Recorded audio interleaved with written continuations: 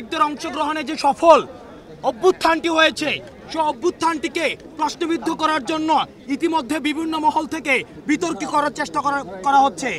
আমরা দেখেছি খুনি হাসিনার ছেলে বিদেশে বসে তার মায়ের পক্ষে সাফাই গাচ্ছে তিনি নাকি পদত্যাগ করেননি, কিন্তু তিনি ভুলে গিয়েছেন তার পদত্যাগের প্রয়োজন নাই, কারণ ছাত্র নাগরিক তার পতন ঘটিয়েছে। সুতরাং আমরা বলতে চাই এই ফ্যাসিজমের একটি অংশ হচ্ছে প্রধান বিচারপতি এবং অন্যান্য বিচারপতি।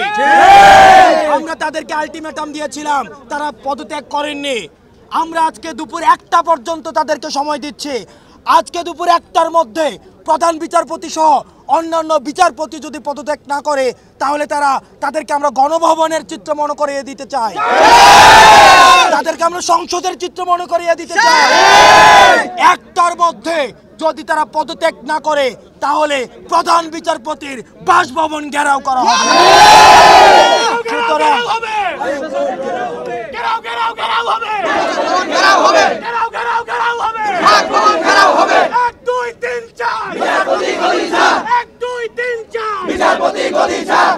সুতরাং 1টার মধ্যে ফ্যাসিজমের এক্সপানশন প্রধান বিচারপতি সহ অন্যান্য বিচারপতির পদত্যাগ নিশ্চিত করতে হবে এবং সেটির মধ্য দিয়ে আমরা নিশ্চিত করতে চাই ফ্যাসিজমের মূলোৎপাটন হয়েছে। সুতরাং আপনারা এই জায়গায় 1টা পর্যন্ত অবস্থান করবেন, পরবর্তীতে আমাদের কর্মসূচি ঘোষণা করা হবে।